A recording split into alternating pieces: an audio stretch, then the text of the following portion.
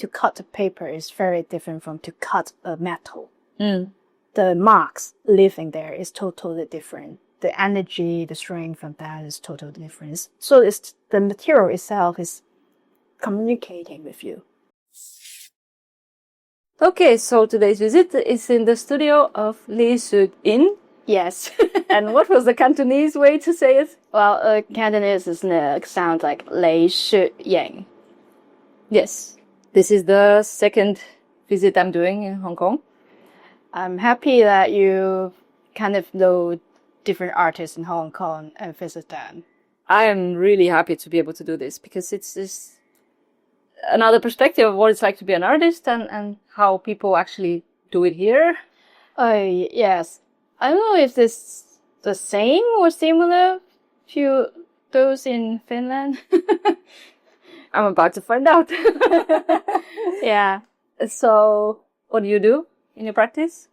Well, I work with objects, sculptures, installations. Right now, for the recent practice, the material that I use, organic material, and also kind of like a method that a lot of people use it in handicraft, like the felting process. Yeah, so yeah, it's a bit hard for me to explain. This is kind of like sometimes I'm not just working on specific objects, but I kind of like treating my work is like as a whole, as a spatial elements that how can they arrange or assemble together to create maybe a scenes. Because the last solo show that I did in 2023 in Portsmouth, actually. In Portsmouth. So, it's not a big space, but it's kind of like I kind of create the scenes like I collect a lot of you can say, people that they want to throw away, like furnitures and like the metal shelves. And I kind of collect all of this and we're working with those ready-made objects. And I also kind of like revisit my old works, some of the old works I did before. I didn't really show it to public, but I kind of created it in the past and I kind of revisit it. Because it's like for me, the work itself is, it's an interesting dialogue for me, between me and the old friend. And then we visit them and I kind of like, oh, you change a bit or maybe got some new updates. I've also done that with old works. Just reuse them into something else or... Yeah, I think it's like what artists did normally. It's material that if it just stays there for 5 years, maybe you can use the material for a new work. Yeah, and sometimes that was my thinking, at least. Yeah, that's the one thing. I kind of want to waste it in a way, and I kind of like. It's also one of the reasons why I'm kind of like to using organic material because it will vanish during the times. It's like if you want to keep it, you need to take care of it. Just like unless you don't want it, then you let it like degrade, get moldy and stuff, and get back to the natures. Yeah, that is one thing that I kind of like. This kind of it that you don't mind it still disappearing. I don't mind because like one of the reasons or the problem that I have like in Hong Kong. The space is not enough. I don't have enough storage space. And I don't really, I don't want to keep holding up the things. And so that's what maybe that subconsciously in the early stage of my work, I already started to use like a lot of like the word that cannot keep. Especially for installations, like installation work that I did before, like I kind of changed the, I install grass inside the whole room. You cannot keep it. It's just created scenery, but the grass eventually will back to nature after the exhibitions. I just need that period of time to have that kind of like scenes that I want to make, kind of like interesting. And I remember I talked to one of the how to say, scholars or something, like when she heard about like the way that I treat my work or the nature of my work would disappear, it was so Hong Kong because we're already always ready to pack because we can't, like, for example, the place that I have of this studio is just only for less than 2 years. So maybe after 2 years, I need to move. Yeah. Again, and I can't really, unless I bought I own this space, but not really happened. So I kind of like thinking about all the things that is really easy to pack, maybe in the block, in the units. So you can see it's a lot of like plastic. A lot of modular containers. Yeah, modular containers that easy to move around. We have wheels, everything. So you need to utilize the whole space, keep changing the space, the form of it. And it's like, maybe that's one of the reasons why I'm kind of like subconsciously using this kind of material. And for me, I kind of like, that materials is giving me a certain kind of uncertainty. Unknown, because you never know what happened, because like you cannot control the weather, the environments, and you cannot control every minute, every second how they react to the environments. So one day maybe, because I open my AC air conditioner, so they're really stable.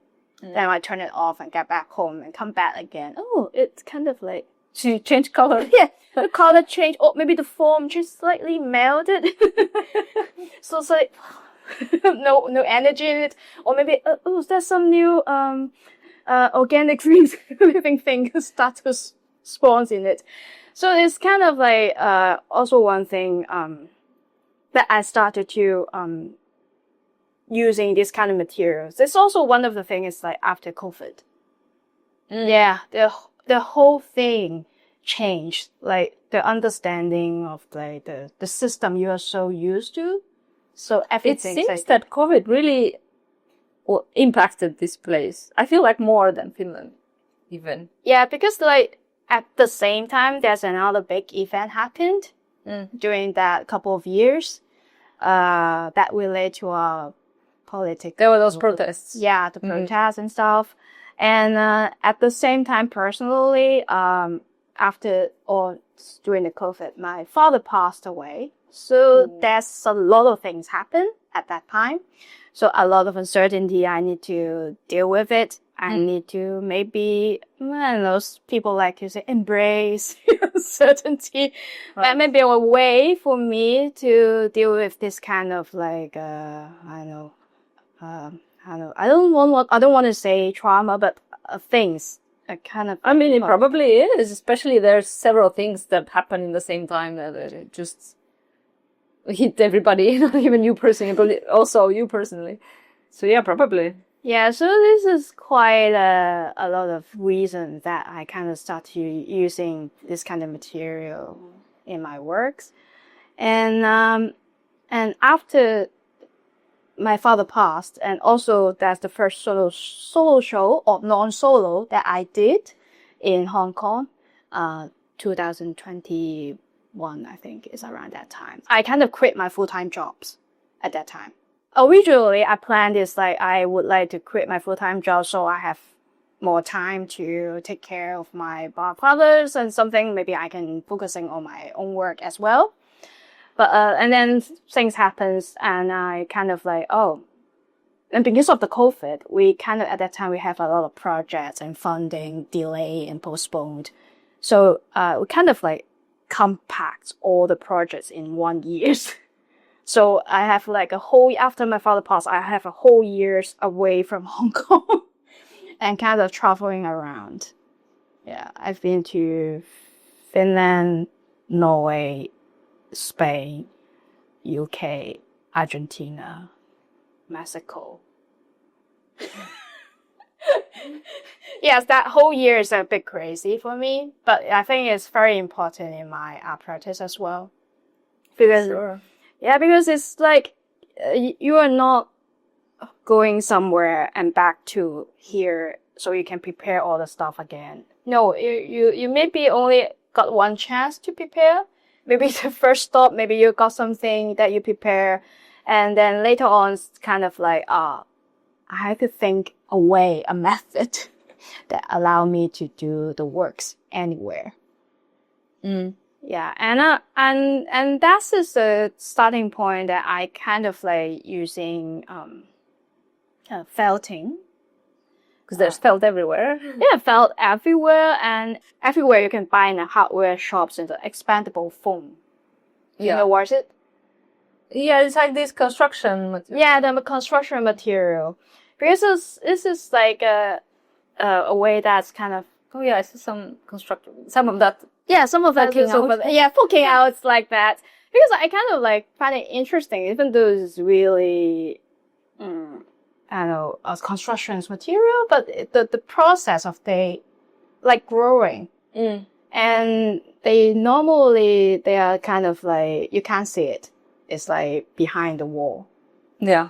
And it's like, and I start to make a work is like, I find different holes in the architectures, like the plug or some kind of like the wires, and I kind of make the works is like, those foam is kind of like those pimples, like abscess, like they kind of getting out from it. So that's why that kind of word, that series of word I call it abscess. Yeah, and and then kind of like I kind of associate like the space or the architectures or the buildings like a bodies. Like the inside there's something or happen that you need to release, and that kind of like a way, literally, it's like kind of way to release it and it's keep growing. It's like a abscess, like something you need to, if you want to heal, you need to let it out in a way. And then it's like afterwards, I feel like I kind of like that kind of organic form in a way. And it's also really sensitive to the environment as well. And it got a stage of like, you can't really control. If you don't have a mold or something, you can't really control. They just like, as long as they have a space, they will like expand to that space. Yeah, so I kind of find it interesting as well. But I feel like this is not a unique things, but I've kind of like the process of the organic process in it. It seems to be have a autonomy by itself, that it's how they grow it like it.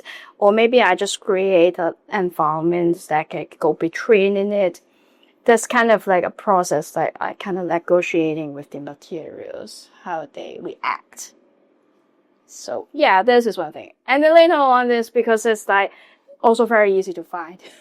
Yeah. Yeah, it can be everywhere. It's kind of a global material. Yeah, sadly, because I think it's very pollutant. Yeah, this is very pollutant in a way. It's gonna stay there for. Yeah, so this one is not going to dissolve. This is not going to dissolve. This is the reason I kind of think, this is maybe one thing that I can keep.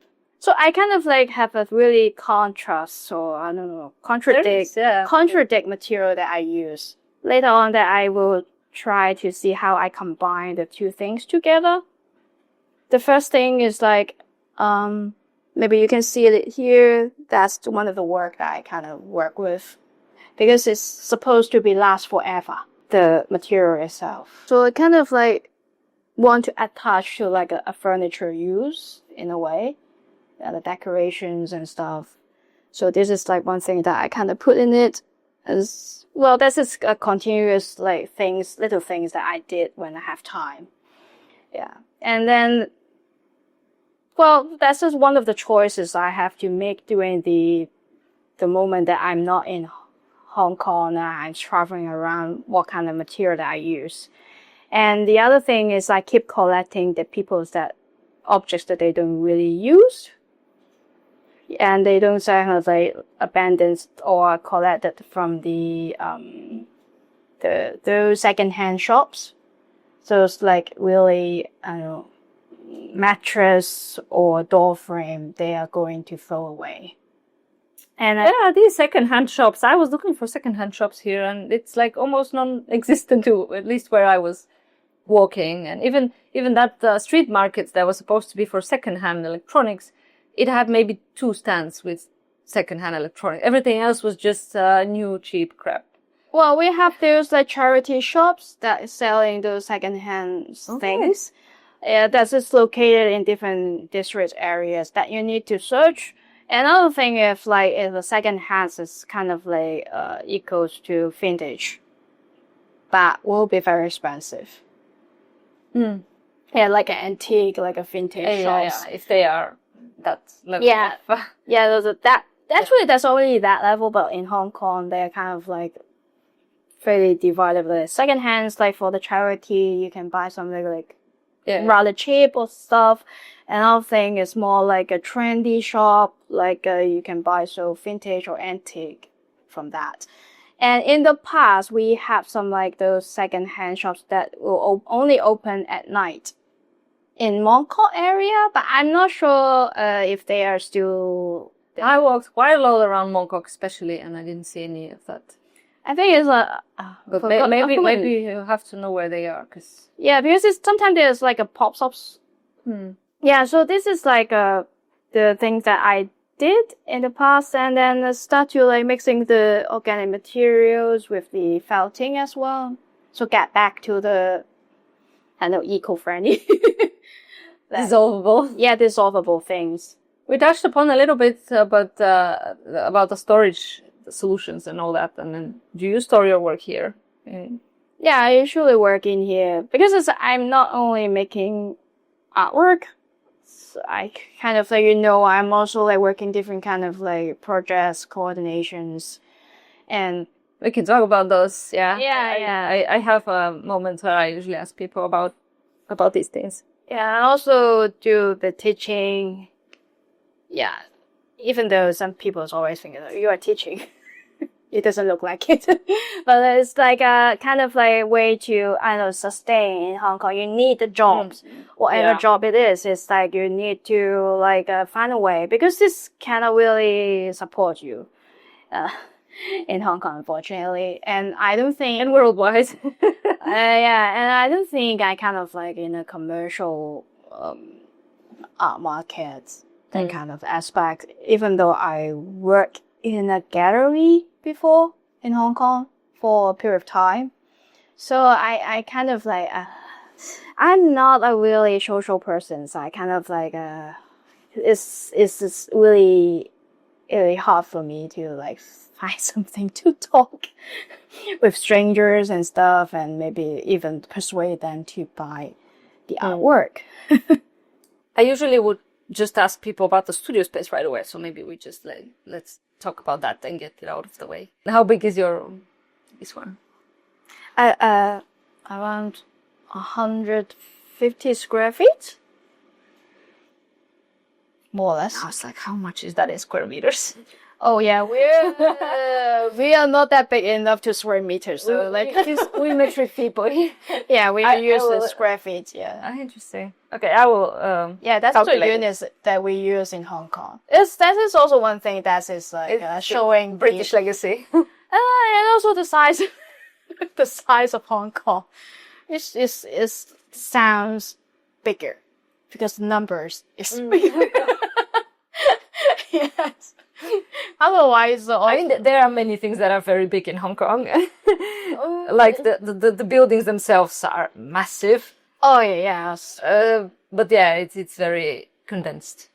Yeah, I once saw like a study that the scholar studied Hong Kong. It's like actually the whole Hong Kong, we have like almost 80% that has greens and trees, natural environments. Yeah. But we kind of like squeeze in to live like I mean, if you see the map, the island of Hong Kong, it has so much green. Yeah, the centers is completely like a mountains, like a really good natures. And even the mainland side, like here we're in the Kowloon side, there's a lot of space on the map. That is not occupied by buildings, but yeah. Anyway, Yeah, that is one of the things. Like, what happened in Hong Kong is we never know that vacant space it belongs to. It belongs to the government or some estate properties. Yeah. Yeah, that's something like that. It's out of our control. Yes, I think. Yeah. And how long have you been here in the space that is in your control? Well, let's see, what years is it? Like, almost 1.5 years? Yeah. Originally, I share my space with some, like, local carpenters. Yeah, just nearby. So sometimes if I need to do some woodwork, I will go there and borrow his tools and machines to do it. Yeah. But that's wonderful if you have such people in your life. Yeah, because I also, at the very beginning, is I work with him, I collaborate with him. Like, I kind of like want to, I don't know, promote the traditional woodcraft, like those interlock joint that you don't need to use any screws and nails, just based on the interlocking systems that you can make furnitures. So this is also one of it. That's your connection to furniture. Yes, that's just the things that I kind of like open some workshops, let more people to learn about it. Yeah. And then right now it's kind of like, because that carpenter is really famous right now, he is very busy. And he's got a lot of jobs, and already some of the like students that maybe join in the studio, so they kind of like start to work by themselves. So I kind of like, oh, they can just run by themselves, and because it's basically the whole studio is only allow you to work in wood. So I need to move out and have my own space to, like, if I want to make a little bit other materials. Right. So do you prefer to have a shared space or to be by yourself otherwise? I mean, not related to the materials, if you could choose. Well, I kind of prefer work like by myself. Yeah, because there's more freedom to like move around and stuff. Yeah. Yeah. At least, even though it's shared space, as long as I have my own territory, then I can like using the stuff, I don't know, arranging, or maybe you can say decorating, or maybe the things that how I'm thinking about my workflow, how I move around the area. I like some kind of like flexibility in it. If there's someone I need to like, my personality, I kind of like will let the others to make the decisions first. Yeah. Yeah. No, I understand them arranging the things around. Like my furniture is also everything possibly on wheels. Yeah. Huge fan of the wheels for furniture. Oh yes, that's kind of flexibility I like, and sometimes it's like my work is a bit look like I don't know, I love cooking utensil involved. Yeah. Is that the last time cooking? This is like air dry. Dryers there. Oh. So you can put the stuff in it to make it, because Hong Kong is too humid. Yeah, quite opposite to Helsinki, honestly. It's like people say that they have a air dryer in their space. I have a humidifier in my home. Yeah, it's totally opposite. Yeah, you have to understand, like for Hong Kong, almost like more than half a year is like 100% of humidity. Yeah, I have not experienced that, honestly. I don't know what is 100%. It will rain indoor. Yeah. Wow. So you can see that like a water droplet inside indoors, like on the wall, on the ceiling. Yeah. Yeah, especially those that near the coastal line. People that live there is like, oh my gosh, it's so humid, it's so wet. Everywhere is so wet. Yeah. Then your skin will be very plumpy all the time. And your hair is really oily as well. And it's hot. Yeah. And it's stuffy. I mean, now in the end of November, having a t-shirt, like, I enjoy it very much. But I only can guess what it's like in the summer. It's lucky that there's also one of the reasons why I asked you guys to like come in November instead of like summer. Yeah, maybe it's good to explain that like you are part of the organization that is the reason that I'm here on this residency.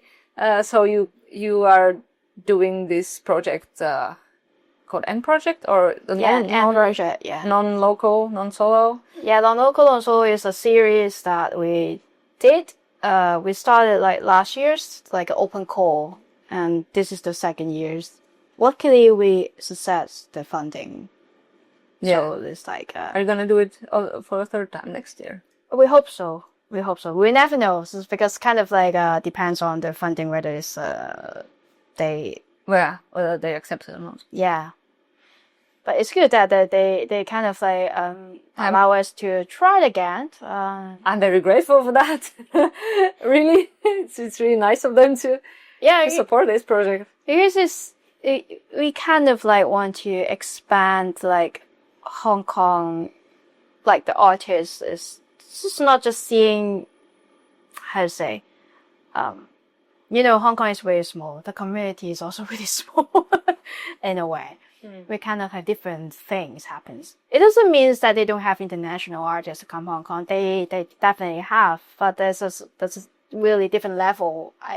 We feel like there's a different level of like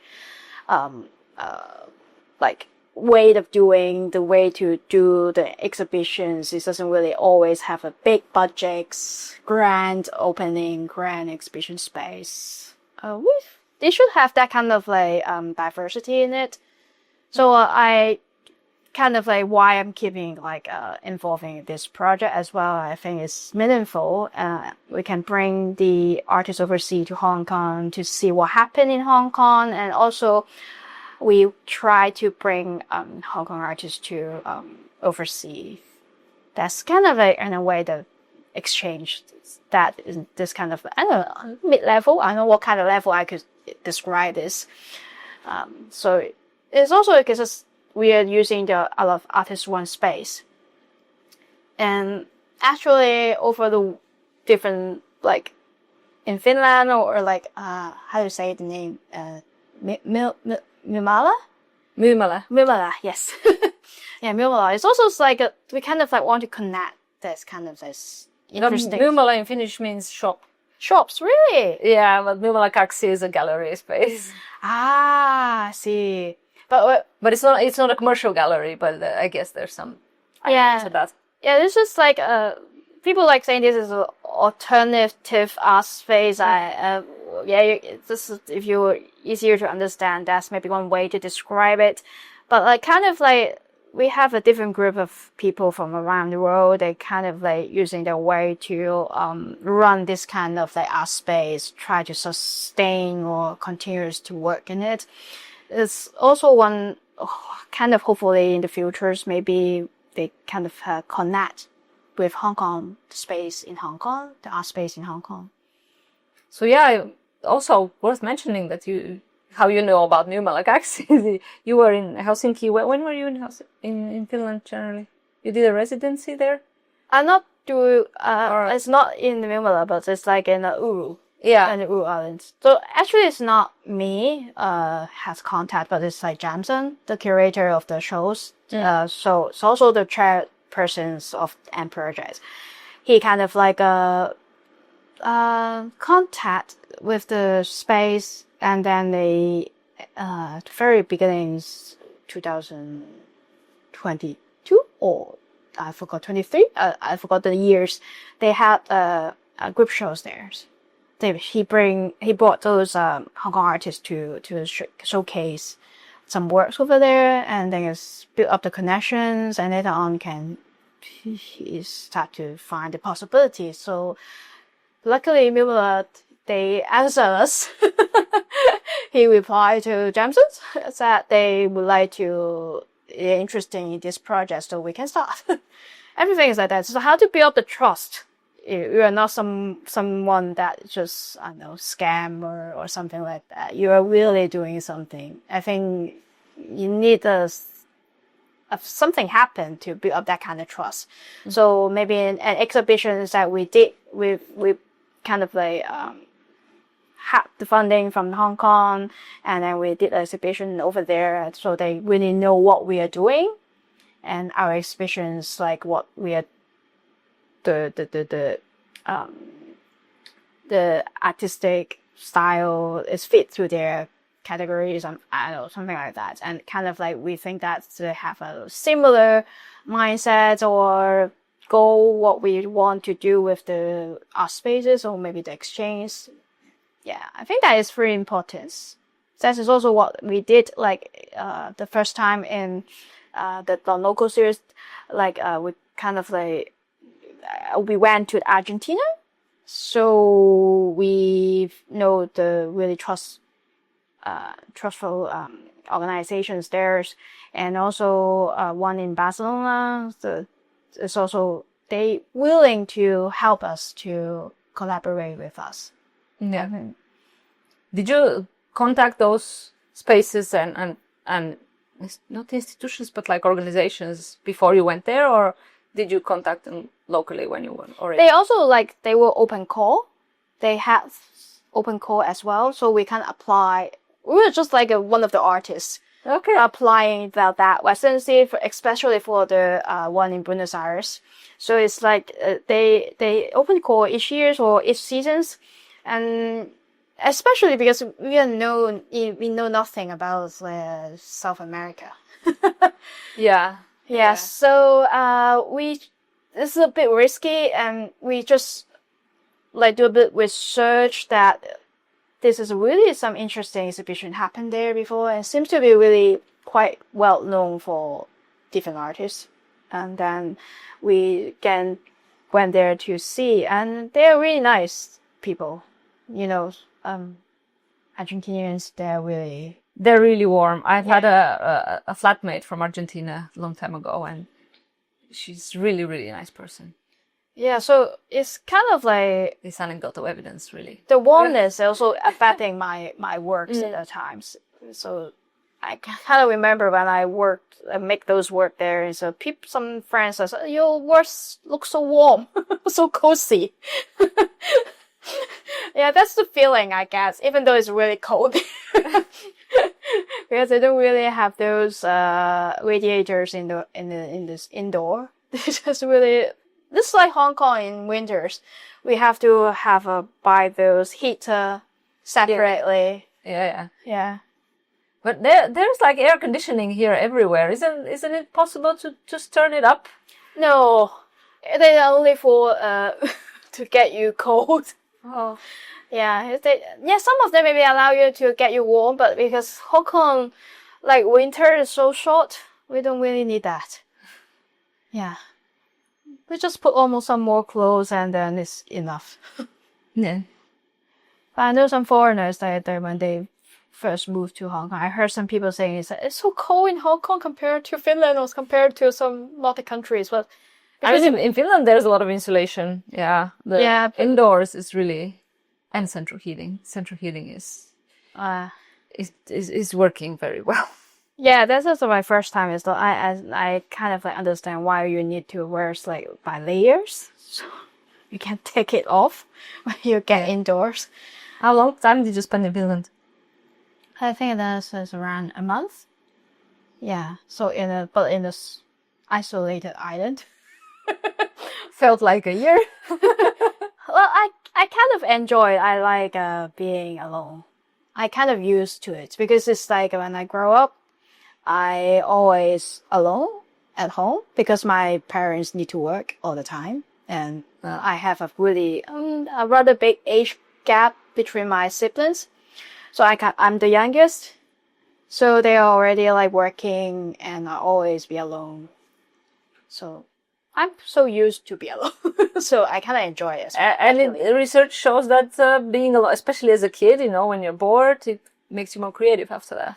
Yeah, I will talk.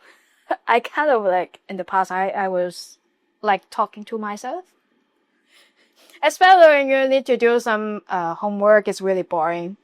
And then you have to like imagine yourself like competing with yourself in order to finish this kind of boring horror as quick as possible. I think many people have this inner dialogue, but they rarely verbalize it, like actually let it out. Yeah, but it's just like, because I'm alone, I don't mind. Yeah, sure. So did you know that you would be an artist already, like from early on, Oh, or did you decide later? How did it happen? well, actually, I kind of like start to like drawing because of my siblings, because they also like to do some drawing when they have time. So I start to do drawing by myself, and I kind of enjoy the process. And I kind of like I can like, if I draw more, I draw better, and I got more satisfactions. And I like listening to music at that times, and maybe that's kind of things like kind of building up in my mind, and making art or drawing is like a thing I can do it by myself, and I can see the result. Yeah. And then you decided to go to art school. Well, it's interesting because it's like in Hong Kong we have a lot of those big exams, like around 17. So in order to let you get into the university or further study in there. Yeah. Yeah, I don't know, it's my luck or something. I was just, the years of the exams is like the years of we have SARS. You know the SARS? It's like COVID. Ah, the SARS. Yeah. Oh, yeah. I've heard. Yeah. Yeah, so Was that called bird flu or something? yeah, I think it's caused by chicken or something. I don't know. Or yeah. something also weird animal, something like that. And I think at that time is the years that the chaos in a way. So I need to do my exams with my mask on, but during the summertime, it's really hot. We cannot switch on any AC. So I was sweating, and I'm breathing so hard, and I need to do the multiple choices and stuff like that. Maybe it's good excuse for me for my bad results, but but I kind of like at that time I feel like, oh my god, I feel like dying every time it's like I'm doing this, and it kind of like you can't go to the school at that time. So you had to be there in person to do that. Yeah, I had to be there. Yeah, and so it's not a really good result, but it can still allow me to continue my studies. But at that time, it's interesting. It's my siblings asked me, "Do you want to study art?" But they asked you. You didn't like say, I want to study art. No, I didn't. Because it's like that has a really strong, I know, it's not really a career. Like, especially for like, what I think it's not something that I can earn from it. I can earn money from it. So, and I'm not there to ask. We're not wealthy in a way. So this is like a thing that I never thought they would ask me to, if you are interested. Of course, yes. Yes, it's like they kind of like, green light, I can go. That's something like that. Because I'm the youngest, and I saw the hardship they have at that time. So I'm not there to ask anything. And they're not artists. They are not art students. Yeah. Yeah. So, well, my sisters somehow is like involved in fashions, but it's more like textile industry, something like that. At that time, because my siblings are really mature. At that time, they have authority at home, not just my parents. Yeah. So I feel like they take care of me more than my parents sometimes. Yeah, they're like my second parents. Yeah. In a way. So I'm lucky in that sense. So I kind of allow me to really get into the art educations, and it's kind of opened up for me. Yeah, even though I did a little bit like when I was in the secondary school, I did join in some art club or play in a band, something like that. But still, this is just like a hobby for me. Like not really something I thought I can able to become a career actual career for me. So yeah, then I was gonna start to. So at the beginning, I was like a major in painting, not really in sculpture. Sometimes it happens that somebody from painting goes to sculpture.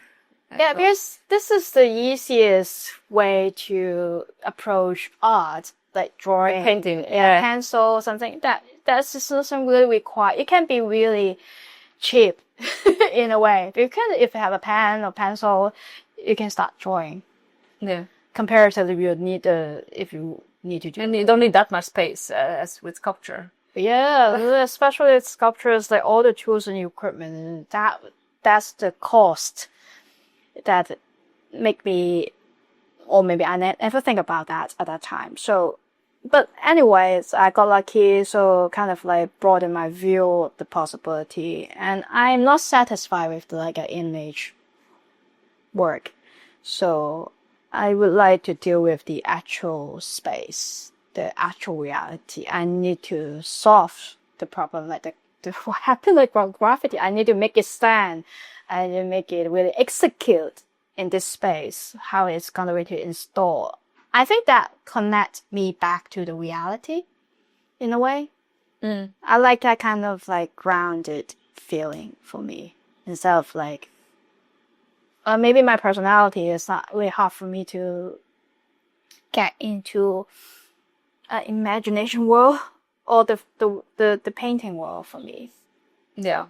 It's a bit hard for me when I get to learn more about painting. I feel like my preference is more like dealing with actual thing and how I put together. That kind of satisfaction is, I like it more actually. I still like doing some painting or drawing eventually, so you can see some like sketches I did before. Yeah, but there's still like that will different things. Yeah. Yeah. And then you transferred into the sculpture, or you did another degree in sculpture? And or you just started doing sculpture? And then it's like they have a degree in sculptures. Then because at the beginning I only got a diploma, so I kind of get into sculptures in a Bachelor of Fine Art degree. So they have the first. I think that's the first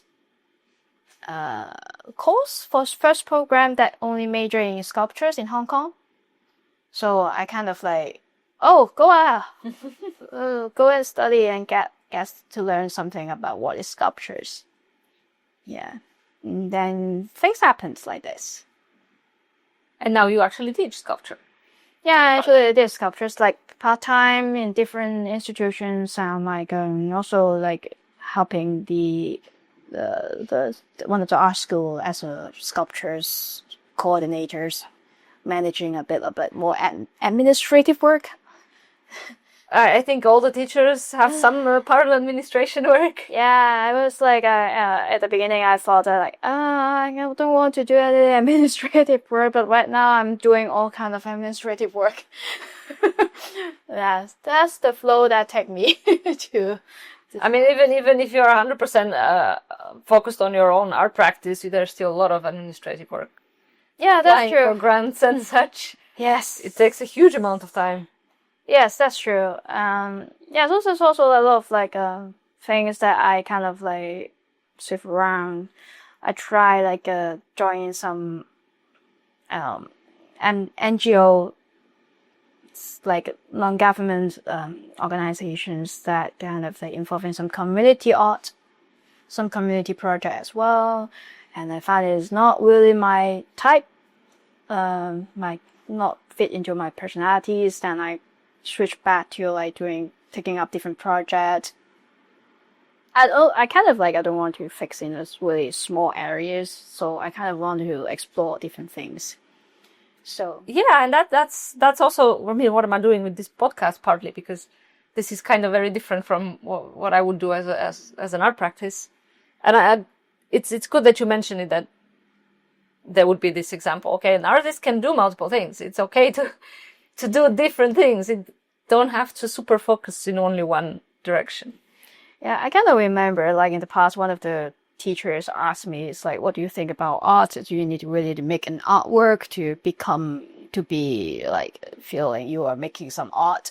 So it's like I remember it's like I feel like art is not something only tangible in a way. It's like a way that you think or you see the world, or how you're going to using that kind of thinking or knowledge to kind of like shaping things around you. Maybe that's also one thing that I kind of learned from this community project as well. That you don't really have to be the artist. You can be the art administrators. You can be the art coordinator. You're still making art in a way. That's for me, that one thing that I'm kind of like still allow me to taking care of this kind of different kind of things, and maybe the positions I can be an artist, or I call myself like art labor in a way. So doing different kind of like labor, hard work. I can be like a delivery guy. I can be the setup guy. I can be the art productions. I can be do some papers and calculating budgets, or maybe handling liaise with different people to make things happen, or sourcing different kind of equipment, or teaching, and being, or back to really making some artwork. I can be. You're like the dream person for like some sort of a group project, because you can do every part of that. That's also one of the reasons that kind of learn a lot of things, knows everything, but just a bit. Generalists. Yeah. In the design, they call that generalist. Oh, really? Yeah. When you don't have a focus on only one thing, and you have this general knowledge about many things.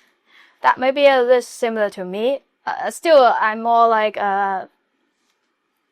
good at like making stuff, but because like for example, like this kind of like media related, I am somehow clueless compared to, even though I did help some artists or teachers before to do some editing video and After Effects, but that is just beginner level. But about your art practice, do you have some certain themes that you work with, or? Oh, the themes, like, yeah. Well, at this moment is, are you focusing more on materials? Well, material is one thing that kind of like, I feel like related to theme in a way. My work, how to say, I never really have a clear mindset to describe it clearly. Some people will scold me about that.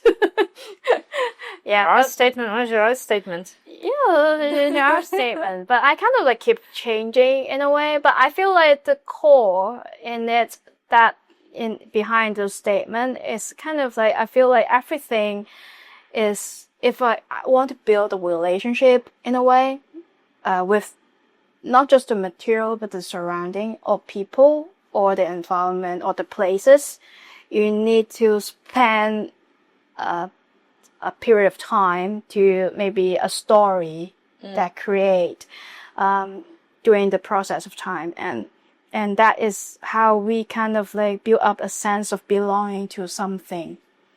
That is very important for me, because the starting point when I'm using, or I'm kind of curious about how we build up that kind of sense of belonging, because I always found it's a little bit lost when I kind of like, I need to talk about a bit my background. Please do. Because I'm the only person that in my family that born in Hong Kong. My rest of family, they born in mainland China.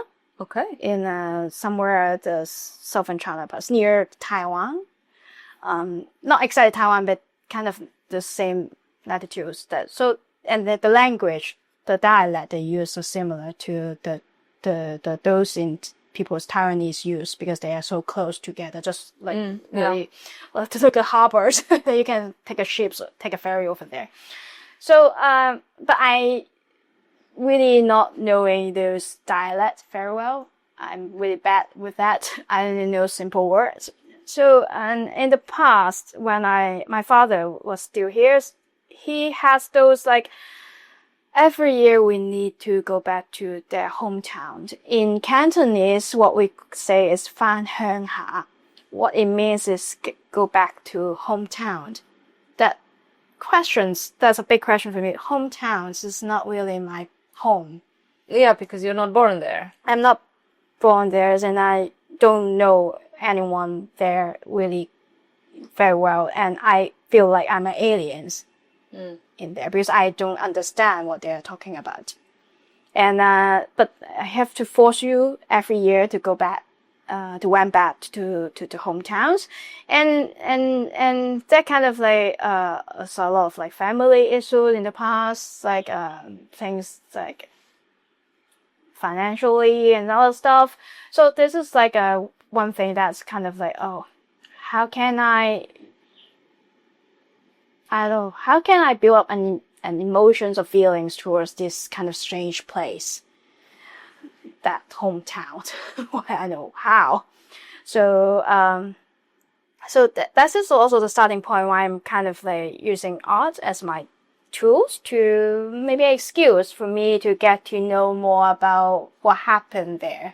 What is the history, family history of my father and mother's, and it's getting more questions about it when you start to digging in. It's just because like in East or in Asian countries that we are so focusing on the family. We need a strong bond between the family members, and it's like everything is for the family. But I feel like it's very interesting because it's a lot of what we call the family members.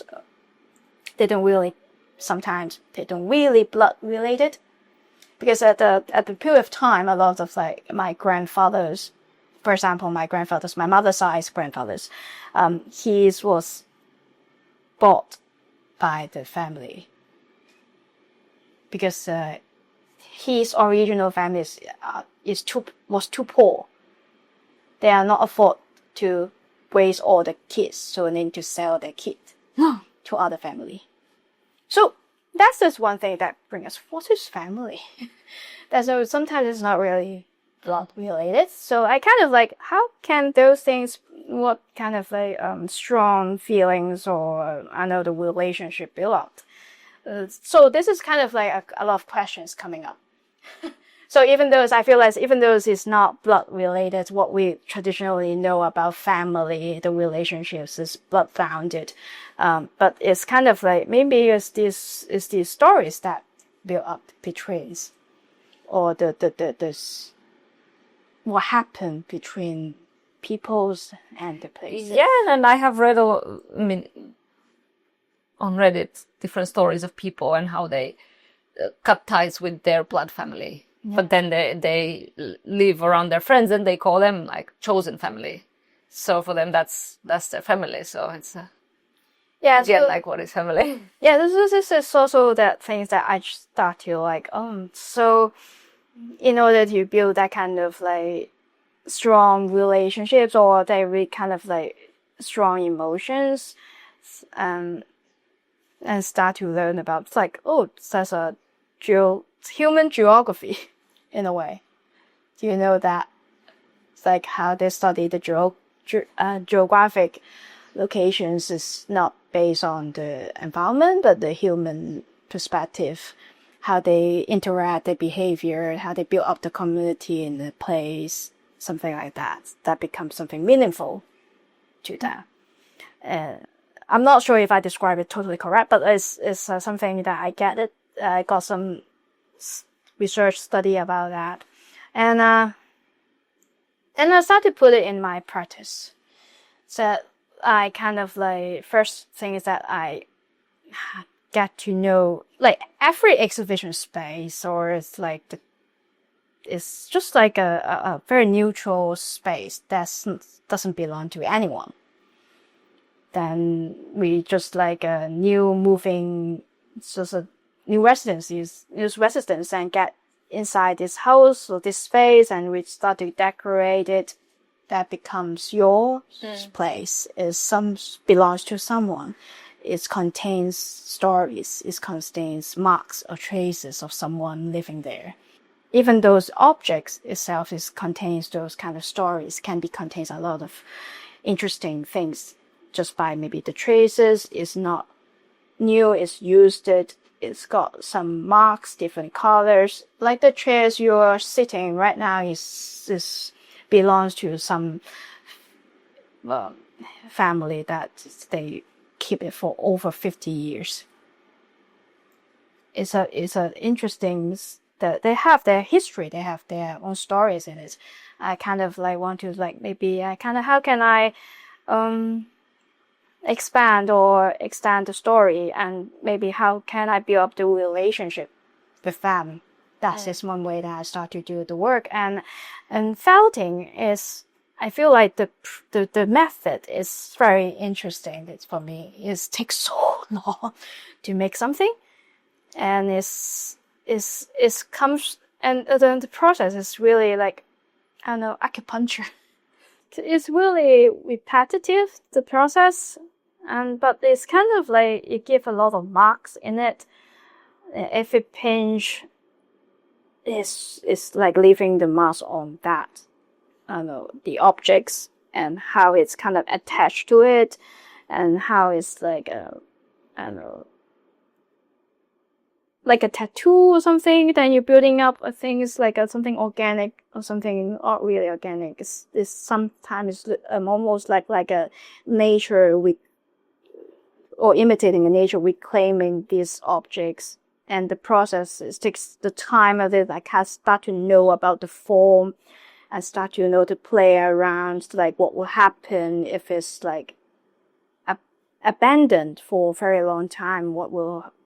How it will change, how it kind of becomes, what happened there. The story is continuous, like kind of like creating story through the process, in a way. And I kind of like the time is marking every pinch I did. And it's kind of violence, actually, as well. I mean, to create, you have to destroy something before that. Yeah, it's like, here's the pinching, like the needles is really hurtful when you got pinched on your flesh. It's like, oh, it's so painful. And it's simple, but it's so delicate in a way, I feel like. And it's so imitated because I kind of like really get into that thing. And I start to learn about the stuff. And I kind of like it. And create a new story. It's like me and the objects, me and the materials. Do you have a specific process of how you do that? Like, do you start from a certain thing and then you go to some other phase or something, or how? Or does it depend on the object? I don't really have specific. Depends on the starting. That if I start with the objects that I found, then I kind of like randomly to see what can I play with them. Anything that maybe based on the compositions or what they get to me, I find it interesting. I want to get into it. Or maybe something that maybe it's already got really strong characters, and then I will start to working with it. Yeah, then that may be the first thing I start to dig in. But it's something that I kind of like using this kind of like organic material. Then maybe there's more, I don't know, freedom in a way. And you don't do a sketch beforehand and know exactly what you're doing. Not it really. Just leads you where it goes. I really actually looking at the objects. Because I feel like this is the dialogue. Yeah.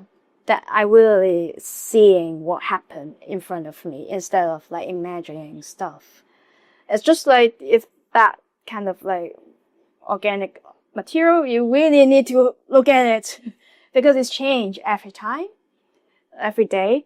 So it kind of like, you changed it into this form, then I need to like adjust myself to change a bit, or maybe, you're a bit too hard for me. Maybe the different the softness is different. So maybe I need to be more careful. I need to be more like maybe violence in a way, put more strength in it. Yeah. Yeah, I mean, and also the materials themselves are this contrasty. Like the furniture is very solid, but then the felt is super soft. Yeah, it's kind of like gently attached on it. I kind of like Gentle that. occupation. Yeah, the gently starting. I kind of like that is because this is like what we kind of like have a method or have a way to do it. We follow the step, follow the instructions. It's kind of a framework, Yeah. and I kind of like those. Even though it's really hard in a way, I feel like very structural. I feel like this nature still always find a way to get in between in that, and they kind of like adjust themselves and get wobbling in and attach with them. That's just one thing. That has this kind of like I feel like I'm kind of playing the plants or something like that. I kind of start to attach to it. I kind of like squeeze in that gap and maybe building up have a blossom there. Adapting to the shape. So this is also like the process for me is like what you said. It's very good. It's adapting the environments, adapting those what happened right now in front of you, and how you deal with it. Yeah. Do you work with others, or do you said you work with that carpenter guy? That is more like a project. Now I collaborate with him, so I kind of like will kind of open some workshops to let people to get in to learn. So you said your practice would be pretty collaborative generally. But you prefer to make the objects by yourself? I would much prefer to make the objects by myself, unless I kind of like collect the things this is already made. That is one thing. Or the other thing is I kind of want to, because this is a process of myself internally to dealing with that, and just like do the felting, it's really hard to ask someone to do it for you, like the base or something like that. I feel like it's very different. The way it's like painting somehow. For me, it's like it's just the colors and and especially if you enjoy doing it, of course you would want to do it by yourself, maybe. Yeah, sometimes it keep changes. The way that you apply the felt on it is very different. Like I tried it before. The way sometimes it's like I'm in a hurry. Maybe I asked some of the friends, like, "Can you help? Just keep pinching." But after that, I still need to rework because it's just totally different vibe, different style. In a way. Yeah. It's just really hard to describe this. When you look at it, you know the difference. Yeah, and there are those artists who who like to have assistants and stuff, but there are those also who want to do it all by themselves. Yeah, I try to ask like a assistant, some students who helped me in the past. Give me more. I don't know. It's not because of the students, but it's like the communications. It's how do I describe? Yeah. To let them understand what I'm trying to do or what I'm trying to pursue. It's a bit hard for me too because it's the process is keep changing. Yeah. It's not a design template and then you follow the pattern, follow the outcome. Yeah. No, I get it. I'm also very much process oriented. I have some sort of a general idea maybe beforehand, but then where it takes you, it's not always super clear. Yeah, so this takes me a bit time too, and I kind of like want to do it myself. I'm kind of like in that like internal dialogue a lot.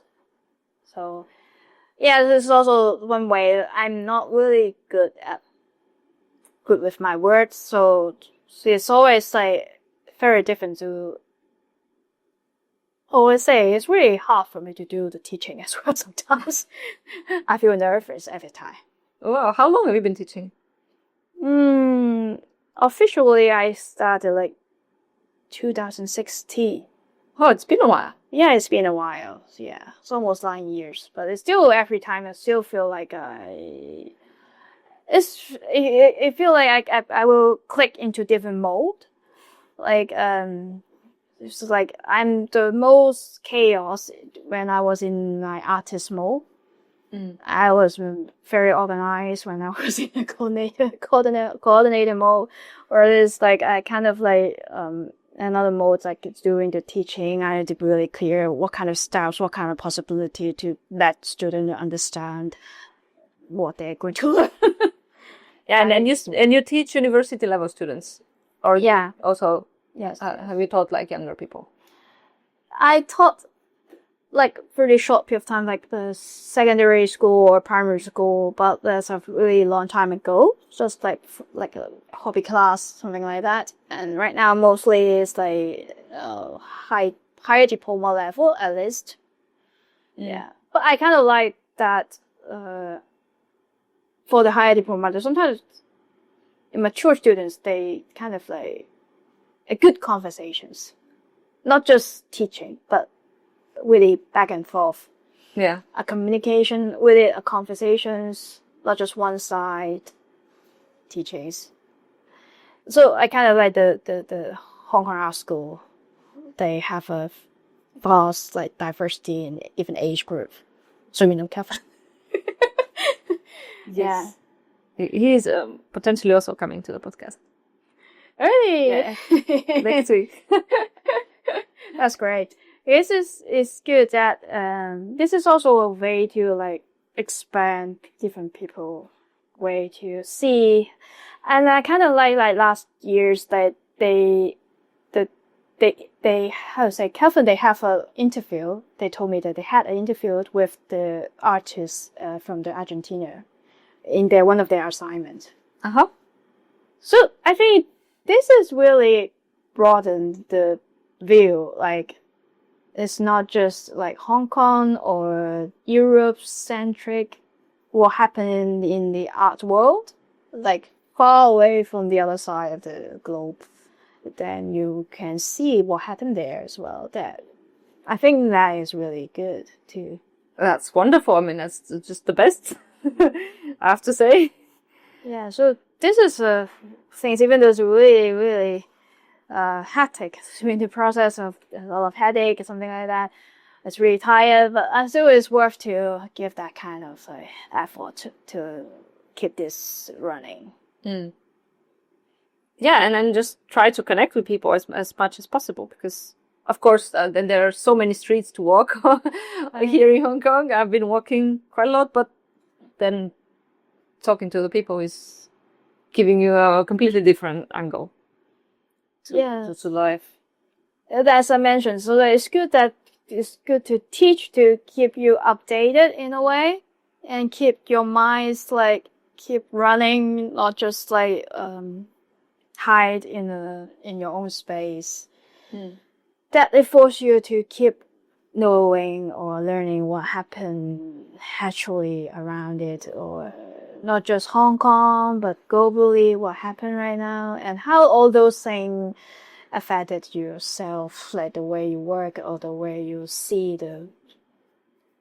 This is really interesting because the years that I travel around is really open up myself. Like I really got the chance to live or stay away from Hong Kong. No one knows me. I kind of feel like a certain kind of freedom. In a way, it's a freedom that you can just do whatever you want. I think that freedom is really needed at that time for me. Yeah, because it's like the community is too small. Then it's kind of like every step, everything you did, someone was watching you. Not it's like maybe your teachers or maybe your students or maybe your friends or maybe the artist friends. I don't know. Because it's so small. So it's just like, oh my God, I need to breathe. So getting away is a good thing for me to let myself to breathe for a moment. Are you planning to go somewhere next year? Well, I wish, but still some obligations need to do because I just take up those the coordinators of the schools. So I need to like fulfill some of it, and also depends on the funding that we're able to get. We hopefully we can go somewhere. Yeah. In the next years, so I need to find a way to, I don't know, to write the proposal for applying other residency. Well, good luck with that. Yeah, I hope it works out. Yeah, I hope I can catch up some deadlines. Yeah, there are some deadlines in Finland as well this month. It's like, I think the autumn, I mean, at least in Finland, it's the spring and autumn that. Yeah, there's especially mostly autumn. There's a lot of open call right now, and the deadline is like before Christmas, something like that. Yeah. Do you go to exhibitions otherwise? Often? You mean go to see the... To like openings? Or generally exhibitions, yeah. Something interesting, yeah, I will go to the exhibitions. You mean right now, or...? Generally. So you would read what it's about before you go? Yeah. Also maybe the artist is whether you... Well, that's just also one thing that I kind of like... I don't know. When I was working in a gallery. So I kind of fed up with the opening. If I really want to see the work, I will go some other time to see if it's interesting work. I will go see apart from the opening, because the opening is more like a social catch up with friends. Yeah.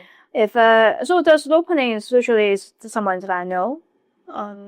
If I kind of want to support, and I will go there to see. So where would you gather your inspiration otherwise? Like, what are some other places? Sometimes like from the internet, from the books, or maybe go when I was go to the overseas. There's some really good exhibitions sometimes. I'm lucky to able to see some of the like Louis Bourgeois, the solo exhibitions in Frankfurt many years ago. I cannot those spiders. No. I cannot those spiders? Oh, I'm fine with that, but kind of like it's just good curating, and also I will go like some of the really big art events like Documenta and Manifesta. Yeah, if I kind of like the timing and the budgets allow me, I will go there and have a look. Yeah. Have you been to the Venice Biennale? Interestingly, never. I haven't been yet either. Like, shamefully to say, probably. But yeah. Yeah, I kind of went to the Documenta a couple of times, and the Munster, the sculptures art festival that happen every 10 years. You know that in Munster. Yeah. Munster. So this is like I'm lucky that I'm able to see one times, and Manifesta. I think I kind of like Manifesta, the style that they kind of keep changing the venue. And it was in the Balkans last time, wasn't it? Or one of the last times. What they call Pristine? Pristina. Yeah, I forgot. Yeah. In Kosovo. Yeah, it's too bad I can't go there. It's too expensive for me. Yeah, this is tricky on this business budget if I can't really able to travel all the way there. And I think the last year is in Barcelona. Which one in Barcelona? Manifesta. Maybe. Yeah, maybe. Yeah, the Barcelona. I think it's Barcelona because it's like different small spaces. It's very different. It's like a different way to do it, and I kind of like that to have a look. And I think I still wish I could able to go and see like Anselm Kiefer. I think he got a museum by himself. He got himself a museum. I don't know. In Berlin, there was his own theme park. its own theme park, I would say. Theme park. Yeah. I mean, why not? Artists have their own theme park. I think the other one is a newly opened. Oh, not really newly opened. What's the name? The one with playing with the light. The one that's I remember he kind of bought a place in middle of nowhere, a desert, and built up like a big architectural, and kind of like you can get inside to see all the way his ideas, like, playing with the sky, and there's a whole, I forgot the name suddenly. Yes. Yeah. That guy. Yeah. Is this, no, that's, I suddenly forgot his name. Yeah. Same. But I know who you mean. Yeah. So that one. I wish I have a chance in my lifetime to really visit. Business is really devoted. The whole thing. You set up the start from zero.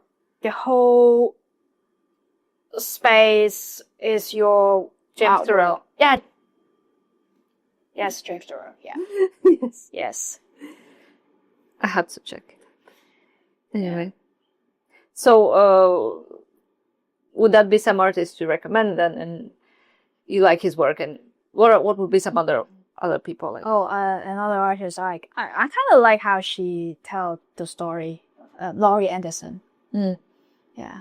So I don't know, the way that her got the charm in it during the performance, and I got a chance to see the live performance in Macau. Oh.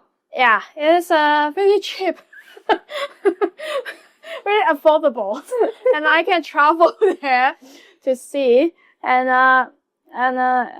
interesting. It's really simple performance. It's just her alone with a violin and those mixers, and she performed in a heritage site. It's an outdoor, like some fortress in the park. Has some fortress building there, and she performed there at night. It's so magical. It's simple, but I feel like the charms and the magical, how she told the story, how to narrate the story is really, really, really intriguing. Yeah, so this is one of the artists that I kind of like always suggested to my students as well. And another one is not really. I kind of used one of his method to teach students. Which is Sarah, the verb list. Which is Sarah, the American sculptors. Yeah. Those big stainless. Yes, the steel wall thing. The steel wall, yeah. Yeah, I kind of like the method that he created like a list of verb, and he kind of like interact with the material. Well, he interact with the stainless steel, the metal, and it's like a whole bunch of experimental works based on the verb, like to splash the molten metal to the corner of the architectures in the space. So it's kind of like, because the material, the characteristic of the material is kind of like capture the corner of the space, and also the action as well. There's power that kind of all captured because of the material. This is a really good way to learn different material, because even those like to cut the paper is very different from to cut a metal. The marks living there is totally different. The energy, the strength of that is totally different. So it's the material itself is communicating with you. So I like that one way to as a starting point to let the student to learn how they can experiment. Even though a simple paper can be like a lot of possibility. Thank you for this. Yeah, I don't know if I have something else to ask you right now. Yeah, thank you for inviting me. I'm not sure if I delivers my words clearly enough. Sometimes I will jumping around. Hey, this is a snapshot of you in this moment anyway. So in 10 years, if I come and talk to you, it'll probably be a different conversation. Probably the same. I'm in constant chaos.